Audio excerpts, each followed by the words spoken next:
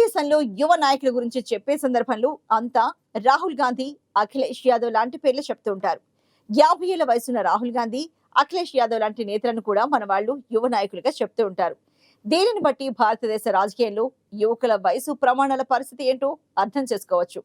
ప్రపంచంలో అత్యంత యువ మానవ వనరులున్న భారతదేశపు రాజకీయ ముఖ చిత్రంలో కార్యకర్తలను కేవలం షోపీసుల్లాగే చూస్తున్నారు. పెద్ద రాజకీయ కుటుంబంలోని 50+ వారిని కూడా యువకులుగా చెప్తున్నారు. దేశంలో దేశానికి దశ దిశ నిర్దేశించే హక్కు యువతకు ఏనాడు లేదు. కాటికి కాళ్లు చాపుకున్న వృద్ధ నేతలే ఇప్పటికీ దేశ భవిష్యత్తుకు సంబంధించిన అన్ని నిర్ణయాలు తీసుకుంటున్నారు.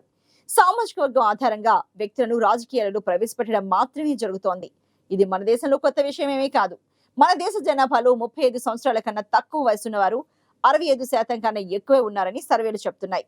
ఎన్నికల ప్రచారాలకు, రాజకీయ ప్రదర్శనలకు, ర్యాలీలు, కొత్త సభ్యుల నియామకం, విద్యార్థి సంఘాల ఎన్నికలకు మాత్రమే రాజకీయ పార్టీలు యువతను కోరుకుంటూ వారిని ఎక్కువగా ఉపయోగించుకుంటున్నారు.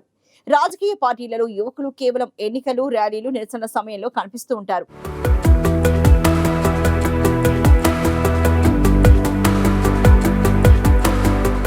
అంతేకాని రాజకీయాలలో ముఖ్య పాత్రలు వారి కోసం ఎదురుగా వచ్చే సందర్భాలు దాదాపు శూన్యమేనని చెప్పుకోవచ్చు.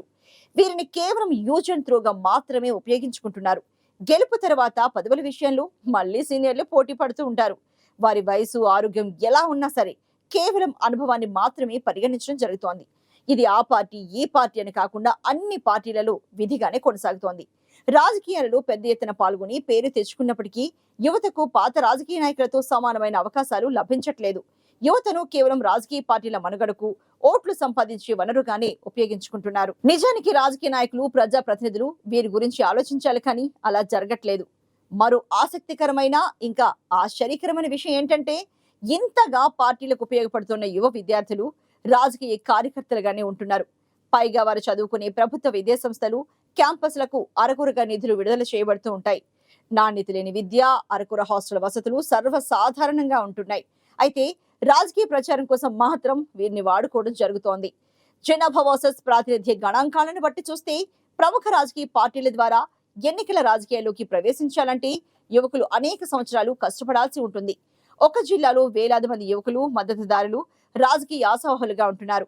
పరిమిత సంఖ్యలో ఉండే సీట్ల కారణంగా ఎన్నికల రాజకీయాల్లోకి ప్రవేశించే అవకాశం చాలా కొద్ది మందికి మాత్రమే లభిస్తుంది.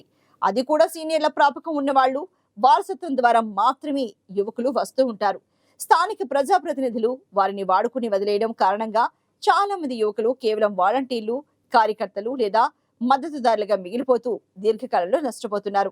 దశాబ్దాలుగా తమ తమ నియోజకవర్గాల నుంచి ఎన్నికయ్యే వృద్ధ నాయకులు అధికారంలో ఉంటే ఏం జరుగుతుంది?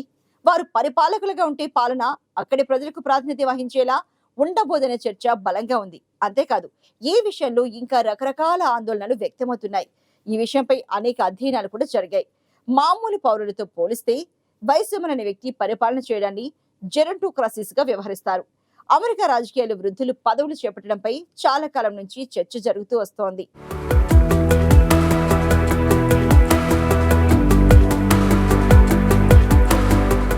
ఈ విషయంపై విమర్శలు కూడా ఉన్నాయి.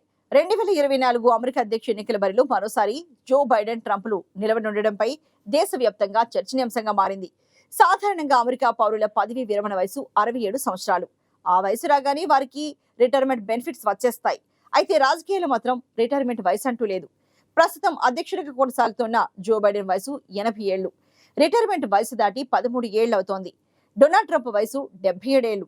ఆయన కూడా రిటైర్మెంట్ తీసుకునే వయసు దాటి 11 సంవత్సరాలు కావస్తోంది.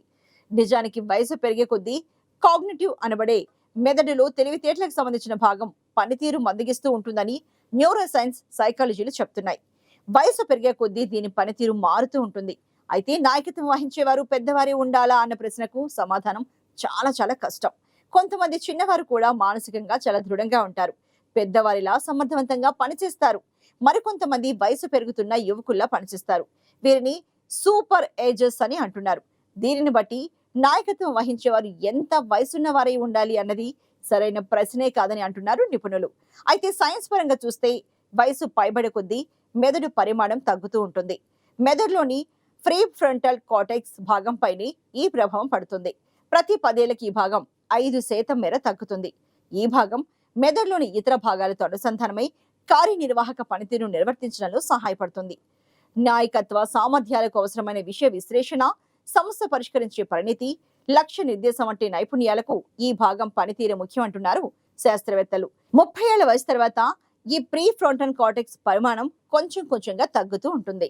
ఒక వ్యక్తి వయసు 70కి చేరగానే మెదడులోని ప్రీ ఫ్రంటల్ కార్టెక్స్ పరిమాణంలో వేగంగా మార్పులు చోటు చేసుకుంటాయి. 65 ఏళ్ల వయసు అంతకన్నా ఎక్కువ వయసు ఉన్న వారిలో వైట్ మేటర్ డిసీజ్ అన్న సమస్య కూడా తలెత్తే అవకాశం ఉంటుంది.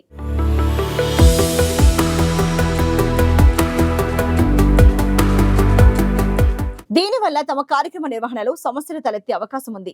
దీని వలన చురుకుదనం తగ్గి చేసిన పనులు మళ్లీ చేస్తూ ఉంటారు. అందుకే 65 ఏళ్ల వయసు రాగానే విరామం తీసుకునే వయసుగా భావించాలని అంటున్నారు నిపుణులు.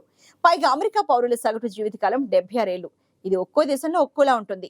అక్కడి జీవన ప్రమాణాలు, ఆరోగ్య వ్యవస్థలపై లైఫ్ టైం ఆధారపడి ఉంటుంది. అదే జపాన్ లో అయితే 84.23 సంవత్సరాలు. కెమరూన్ దేశంలో పురుషుల జీవితకాలం 60. కానీ అక్కడి అధ్యక్షుడి పాల్ బియా వయసు 90 ఏళ్లు. ప్రస్తుతం ఆయన ప్రపంచంలోనే అతిపెద్ద వయస్కులైన నాయకుడిగా ఉన్నారు. అయితే ఈ వయసుల వారిలో తలెత్తే ఆరోగ్య సమస్యలను చూస్తే వారికి వచ్చే గుండె సంబంధిత సమస్యలు, హై కొలెస్ట్రాల్, హై బీపీ వంటివి మెదడు పనితీరుపై ప్రభావాన్ని చూపిస్తాయి. అయితే అలాగని అన్నిసార్లు వృద్ధాప్యంతో పాటు ఆరోగ్య సమస్యలు తలెత్తకపోవచ్చు. కొంతమందిలో వయసు పెరిగినా మెదడు చాలా చురుగ్గా పనిచేస్తూ ఉంటుంది. 70 ఏళ్ల వయసు చేరిన వారిలో కొత్త సమాచారాన్ని సంగ్రహించే సామర్థ్యం తగ్గినా సమాచారాన్ని విశ్లేషించి దిశానిర్దేశం చేసే సామర్థ్యం మెరుగుపడుతుందని అన్నారు. కానీ 30 ఏళ్ల వ్యక్తితో పోల్చి చూస్తే మాత్రం 70 ఏళ్ల వయసున్న వ్యక్తి కొత్త సమాచారాన్ని సంగ్రహించడంలో వెనుకబడతారని తేలింది. వృద్ధులు యుక్త వయసును దాటి వచ్చారు కాబట్టి అనుభవంతో కూడిన పరిణితి వారిలో ఉంటుంది. వారు యువకుల కన్నా యుక్తితో, సృజనాత్మకతతో కొత్త సమాచారాన్ని మరింత మెరుగ్గా అర్థం చేసుకునే సామర్థ్యం కలిగి ఉంటారనే విషయంలో సందేహమే లేదు. అయితే మెరికల్ లాంటి యువ రాజకీయవేత్తల లేక అనుభవం కలిగిన వృద్ధ రాజకీయ నాయకులన్న విషయంలో ప్రజలు ఏం నిర్ణయం తీసుకున్నప్పటికీ ఈ విషయం ఇప్పట్లో తేలే అవకాశమే లేదు.